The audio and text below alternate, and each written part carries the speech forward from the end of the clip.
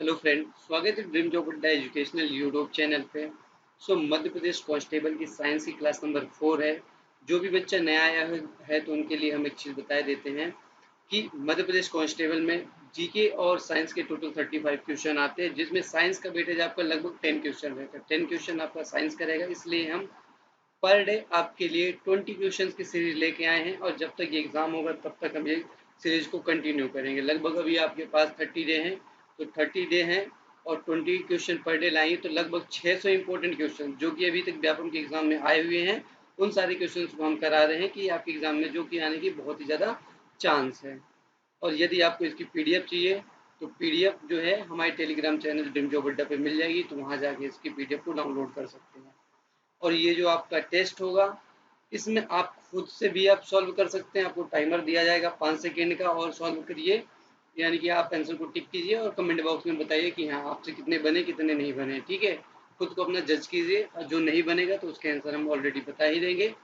चलिए स्टार्ट करते हैं अपने इस लेक्चर को। यदि वीडियो पसंद आए तो चैनल को सब्सक्राइब कीजिएगा, वीडियो को लाइक और शेयर जरूर कीजिएगा।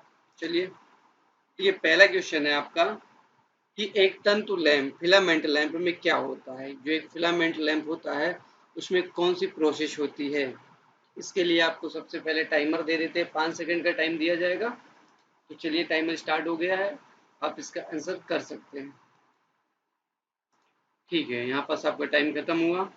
तो देखिए, जो आपका एक तंतु लैंप होता है यानी फिलामेंट लैंप होता है, ये क्या करता है कि विद्युत ऊर्जा को ऊष्मा या प्रकाश ऊर्जा में बदलता है। तो ऑप्शन नंबर डी इसका सही होगा, विद्युत ऊर्जा को प्रकाश या फिर ऊष्मा में। जो आपका बल्ब होता है, जो आपके 100 वाट का बल्ब पुराने आते थे ना, उसके अंदर एक फिलामेंट लगा होता है एक तरह का।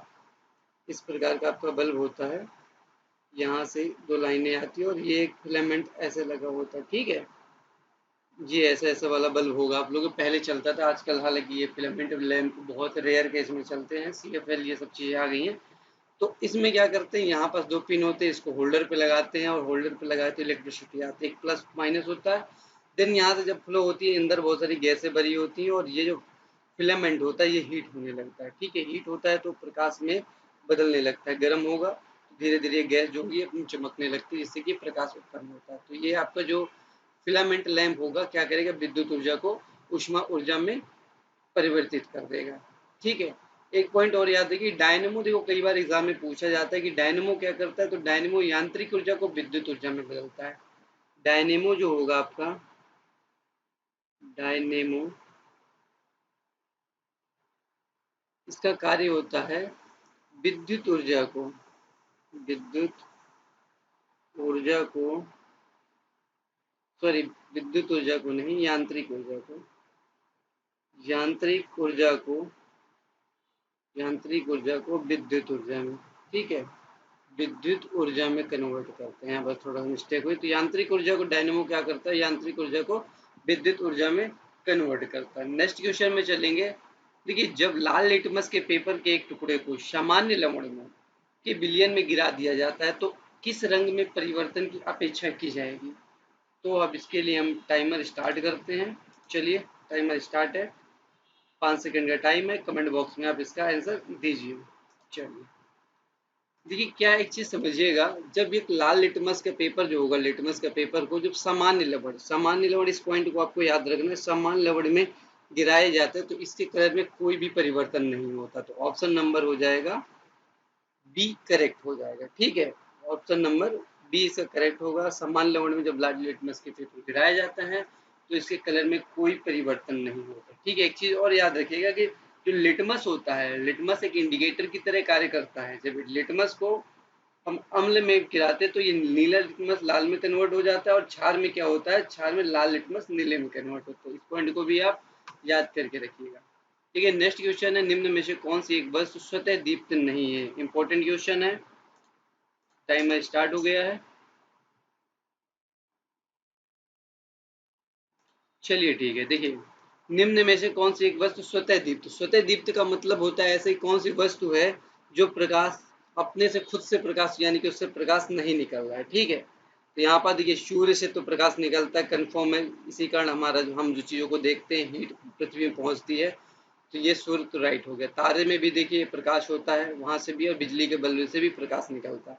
देन चंद्रमा जो होता है, चंद्रमा से प्रकाश नहीं ले, तो इसका करेक्ट आंसर हो जाएगा ऑप्शन नंबर ए, इसका करेक्ट आंसर हो जाएगा कि मून जो चंद्रमा होता है ये स्वतः दीप्त नहीं है। अब आप ये सोचेंगे चंद्रमा स्वतः दीप्त नहीं है तो वो तो हमें दिखाई देता है, तो क्या होता है कि सूर्य या जो बाकी तारों का जो प्रकाश होता है चंद्रमा में जब पड़ता है और वहां से रिफ्लेक्ट होता है तो हमें चंद्रमा दिखाई देता है, उसका प्रकाश नहीं है, स्वयं का प्रकाश नहीं है चंद्रमा का।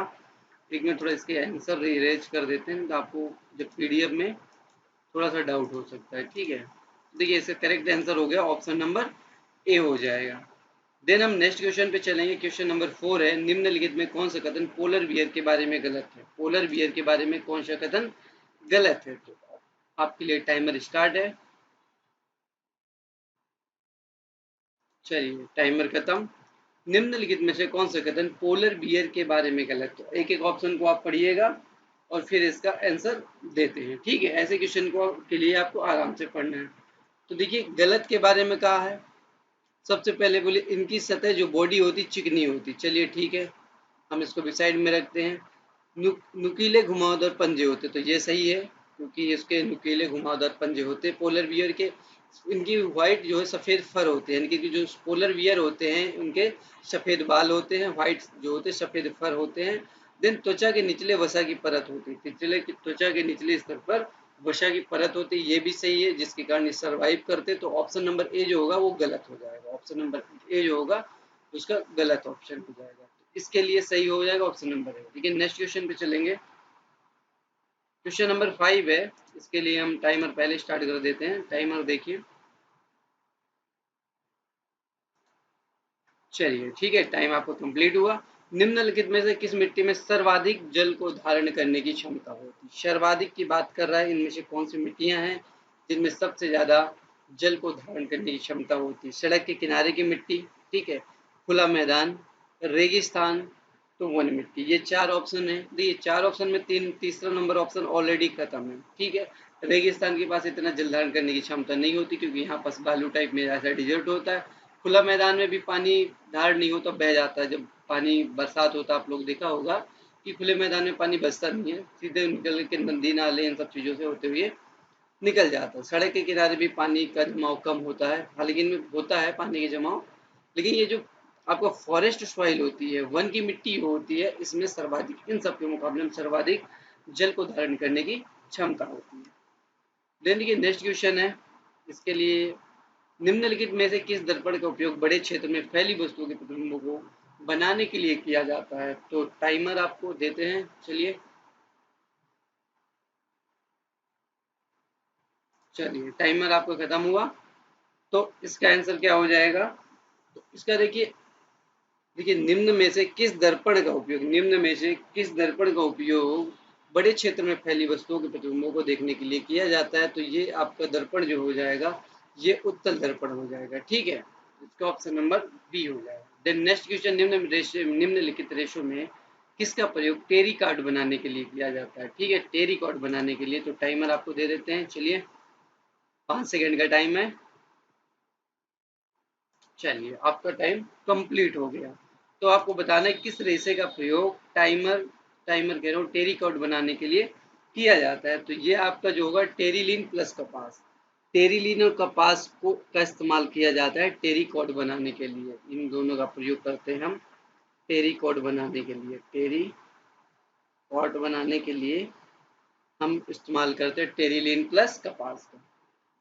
देन देखिए 8 नंबर क्वेश्चन है, फूलदार अंडे देने वाले पशु इस रूप में अपने अपशिष्ट का उत्सर्जन करते हैं। जो फूलदार अंडे देते पशु हैं उनका जो अपशिष्ट का उत्सर्जन करते हैं वो किस प्रकार करते हैं? ठीक है, तो देखिए टाइमर आपके लिए स्टार्ट किए दे रहे हैं। 5 सेकंड का टाइम है, जल्दी से जल्दी आप इसका दीजिए आंसर। ओके, टाइम खत्म हुआ। तो इसके आंसर की अगर बात करेंगे तो ये आपका हो जाएगा यूरिक अम्ल के फॉर्म में। जो खोलदार अंडे देने वाले पशु होते हैं वो अपना अवशिष्ट का उत्सर्जन जो करते हैं वो यूरिक अम्ल के फॉर्म में करते हैं। तो इसका जो आंसर होगा ऑप्शन नंबर बी सही होगा। नेक्स्ट क्वेश्चन है, नेक्स्ट क्वेश्चन 9 नंबर है, एक स्क्रैपर के साथ अपशिष्ट जलोपचार में हटाए गए स्थिर ठोस को डैश डैश कहा जाता है? चलिए टाइमर स्टार्ट करते हैं। टाइमर आपको 5 सेकंड है। कमेंट बॉक्स में आप जल्दी से जल्दी आंसर भी कर दिया करिए। चलिए ठीक है, तो यहाँ पास देखिए चारों ऑप्शन देख लीजिए आपके क्या क्या है। बाहित मल, अपशिष्ट मिट्टी, अपंग और ह्यूमस। ह्यूमस ठीक है, इन चार ऑप्शन में क्या होगा, एक स्क्रैपर, स्क्रैपर के साथ अपशिष्ट जलोपचार में हटाए गए ठोस्ट को अपंग कहते हैं। अपंग कहते हैं यानी कि स्लज कहते हैं। इंग्लिश में आपको देखिए, हिंदी में थोड़ा समझने में दिक्कत होगी, इंग्लिश में आप समझ जाएंगे स्लज। ठीक है, क्या नेक्स्ट क्वेश्चन है, टैडपोल में अधूरे विकास का कारण डैश डैश अपर्याप्त उत्पादन है। तो टाइमर स्टार्ट कर दिया गया है, 5 सेकंड का टाइम है, जल्दी से आंसर दीजिए। चलिए टाइम आपका समाप्त हो गया। देखिए टैडपोल में अधूरे, टैडपोल जो होते में अधूरे विकास का क्या कारण है, तो इसका जो कारण आपका होने वाला है वो ऑप्शन नंबर बी होगा, थायरोक्सिन। थायरोक्सिन जो होगा इसका ऑप्शन नंबर बी करेक्ट हो जाएगा। सो नेक्स्ट क्वेश्चन पे चलेंगे। देखिए 11 नंबर का जो आपका क्वेश्चन हो जाएगा, कोशिका का वह भाग जो कोशिका के अंदर और बाहर के पदार्थों में गतिशीलता को नियंत्रित करता है, निम्न में से है। टाइमर स्टार्ट करते हैं आपके लिए। चलिए जल्दी से जल्दी आप आंसर दीजिए, 5 सेकंड का टाइम है और ये टाइम आपका पूरा हुआ। ठीक है, देखिए ये सेल एक ऐसा टॉपिक है जिससे आपके क्वेश्चन बनने ही बनने, 100% कोशिका टॉपिक से आपका एक क्वेश्चन बनेगा, एक से दो क्वेश्चन में भी बन सकते हैं। ठीक है, या भी कोशिका के सिद्धांत का पूछ ले, कोशिका का विभाजन पूछ ले, या फिर कोशिका के ही बारे में पूछे उसमें क्या पार्ट होता है, इन सब चीजों के बारे में आप पढ़ के ही जाइएगा। बहुत ही इंपॉर्टेंट टॉपिक है ये। तो इसके आंसर के बारे में बात करेंगे तो इसका आंसर होगा सेल मेम्ब्रेन। कोशिका झिल्ली जो होती है, देखिए कोशिका झिल्ली का काम होता है कोशिका के अंदर और बाहर जाने वाले पदार्थों का नियंत्रण करना। वो डिसाइड करती है, कोशिका झिल्ली जो होती है डिसाइड करेगा कि कौन पदार्थ अंदर जाएगा, कौन पदार्थ बाहर जाएगा। ठीक है, ओके। देखिए लाइसोसोम की बात करेंगे तो लाइसोसोम को सुसाइड बैग कहा जाता है, सुसाइड बैग कहा जाता है। आत्मघाती झिल्ली, आत्मघाती झिल्ली कहते, सुसाइड बैग कहते इसको, आत्मघाती। देखिए तारक काय के बारे में चीज याद रखिएगा, ये सिर्फ जंतु कोशिकाओं में पाई जाती है, जंतु कोशिका में पाई जाती है। ठीक है, तारक काय केंद्रक सेल के अंदर का पार्ट जो होता है वो होता है। ठीक है, चलिए नेक्स्ट क्वेश्चन पे चलेंगे। फलीदार पौधों की मूल ग्रंथियों में उपस्थित नाइट्रोजन यौगीकरण जीवाणु डैश डैश होते हैं। तो हम यहाँ पास टाइमर आपको देंगे 5 सेकंड का, 5 सेकंड के अंदर को आपको आंसर देना है। तो चलिए टाइमर पूरा हुआ। तो देखिए फलीदार पौधों की मूल ग्रंथियों में उपस्थित नाइट्रोजन यौगिकीकरण जीवाणु कौन सा होता है, तो ये एक राइजोबियम होता है। ये राइजोबियम जीवाणु जो होता है नाइट्रोजन स्थिरीकरण का कारण होता है। ये बहुत इंपॉर्टेंट क्वेश्चन है, बहुत बार अनलिमिटेड बार रिपीट किया गया क्वेश्चन है व्यापम के द्वारा। देखिए नेक्स्ट क्वेश्चन है, एक विद्युत केतली का हत्था निम्नलिखित में से बना होता है। तो विद्युत केतली का जो हिस्सा होता है किसका बना होता है, तो यहाँ पास टाइमर स्टार्ट करते हैं। चलिए ठीक है, ये अब देखिए विद्युत केतली का हत्था जो होता है, जो केतली होगी उसका जो हत्था होगा किसका बना होगा, विद्युत रोधी का।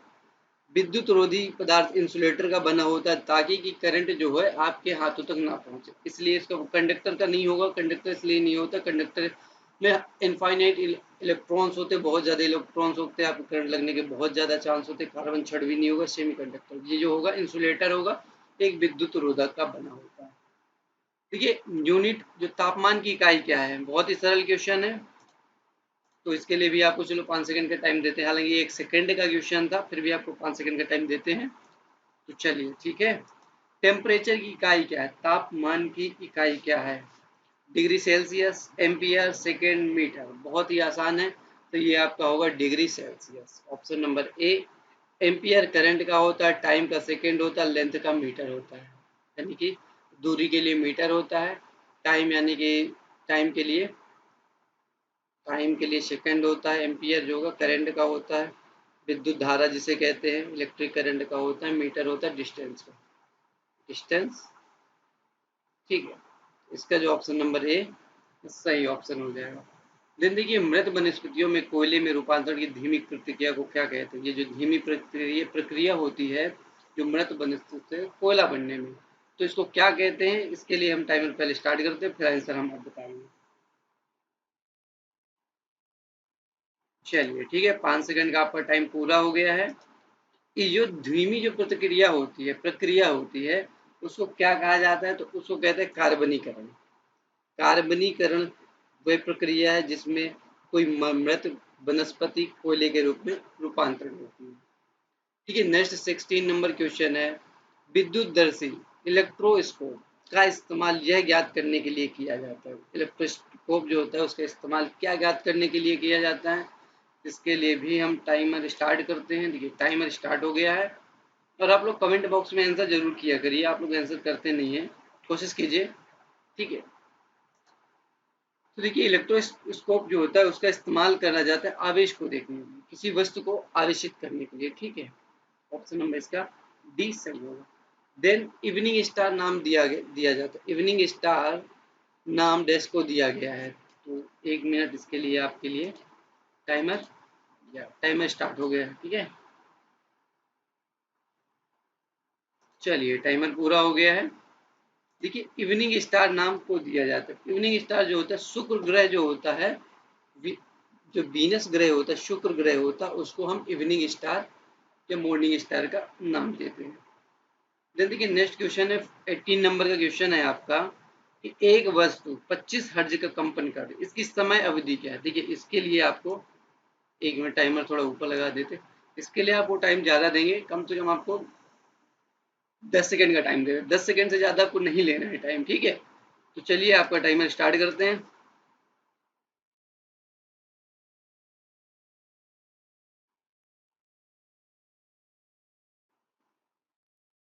देखिए टाइम पीरियड आपको पूरा हो गया, 10 सेकंड आपका हो गया। आई होप आप सबने आंसर दे दिया होगा।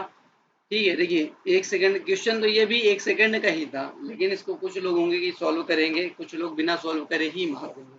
तो देखिए इसके बारे में समझिएगा। टाइम पीरियड जो होता है, टाइम टाइम जो होता है, time inversely proportional to frequency. Frequency ठीक है, फ्रीक्वेंसी। टाइम होता है समय, समय। फ्रीक्वेंसी यानी कि आवृत्ति या कंपन। ठीक है, इसको आवृत्ति बोलते हैं, आवृत्ति। ठीक है, हिंदी वाले बच्चों के लिए ये रिलेशन आपको याद होना चाहिए। ये रिलेशन अगर आपको याद होता तो आपका सेकेंडों का क्वेश्चन था। क्या पूछा है? टाइम पूछा है, तो टी बराबर हो जाएगा 1/, फ्रीक्वेंसी कितनी दी है? 25 थी, बस हो गया। 1/25 क्या होता है?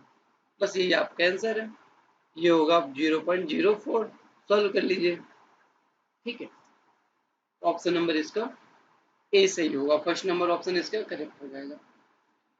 देन देख लीजिए नेक्स्ट क्वेश्चन, एक मिनट थोड़ा सा इसको साइड पे। ठीक है, नेक्स्ट क्वेश्चन है आपका, हमारी मांसपेशी कोशिकाओं में अवायवीय श्वसन का इसका उत्पादन करता है। तो इसके लिए हम टाइमर स्टार्ट कर देते हैं।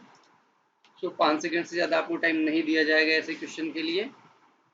चलिए टाइम पूरा हो गया, तो इसका जो आंसर होगा लैक्टिक अम्ल हो जाएगा, केवल लैक्टिक अम्ल। ठीक है, हमारी जो मांसपेशियां होती है उसमें लैक्टिक अम्ल जमा हो जाता है, जिसके कारण आपको थकाव समझ में आता है। ऐसा लगता है कि वहाँ पास थकाव काफ़ी ज़्यादा हो गया जिस पार्ट में, हालांकि पैरों में चलने के कारण या फिर ज़्यादा आप लोग का एक्सरसाइज कर लेते हैं, उसके कारण आपकी मांसपेशियों में लैक्टिक अम्ल जमा हो जाता है।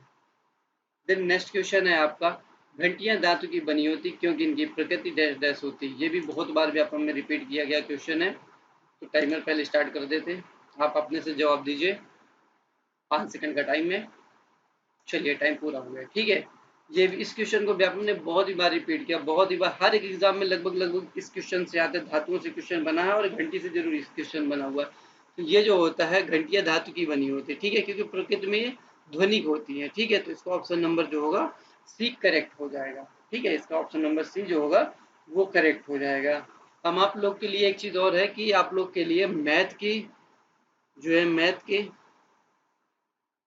पुलिस पिछले 2022 में जो पेपर हुआ है, 2022 में हुआ है, उसके लगभग पर देखिए टोटल आपको मैथ और रीजनिंग के 65 क्वेश्चन आए हैं, 65 क्वेश्चन है। ठीक है, तो सिर्फ मैथ के शिफ्ट बाय शिफ्ट क्वेश्चन कराएंगे और इन सब क्वेश्चन को हम ट्रिक के माध्यम से देखेंगे। ठीक है, ट्रिक के माध्यम से जितनी इजी तरीके से हो सके उतने इजी तरीके से आपको बताएंगे। और ये शायद क्लास हम कल से ही स्टार्ट करेंगे, कल नहीं है फिर परसों से हो जाएंगे। उससे भी ज़्यादा इम्पोर्टेंट बात ये है कि आपके लिए स्टैटिक जीके की हम क्लास चालू किए हुए हैं। स्टैटिक जीके जिस पे इस समय व्यापम बहुत ही ज़्यादा मेहरबान है। स्टैटिक जीके पे व्यापम जो है, व्यापम का कोई ऐसा पेपर नहीं है जो स्टैटिक जीके 2-3 ना आए। तो हमने अभी तक देखिए नृत्य जो हो गया, सॉरी हिंदी में लिखता हूँ, नृत्य की क्लास कल या फिर आज रात तक आ जाएगी। इसके पहले हम और एक क्लास और अपलोड कर चुके हैं जिसके त्योहार और मेले की अपलोड कर चुके हैं। उसे जाके ज़रूर देखिएगा, उसकी लिंक डिस्क्रिप्शन में दे देंगे। बहुत ही ज़्यादा ज़रूरी है स्टैटिक जीके के हम जितने भी टॉपिक्स हो रहे हैं 8 से 10 टॉपिक होंगे, उनसे समझ लीजिए आपके क्वेश्चन मैक्सिमम क्वेश्चन आने वाले हैं। पूरे क्वेश्चन स्टैटिक जीके के वहीं से फंसने वाले टॉप क्वेश्चन को हम सेलेक्ट कर रहे हैं जो कि अभी तक आए हुए हैं। ठीक है, उनको भी आप देख लीजिएगा। चलिए, अगर वीडियो पसंद आई हो तो चैनल को सब्सक्राइब कीजिएगा, वीडियो को लाइक और शेयर करना ना भूलिए। Thank you.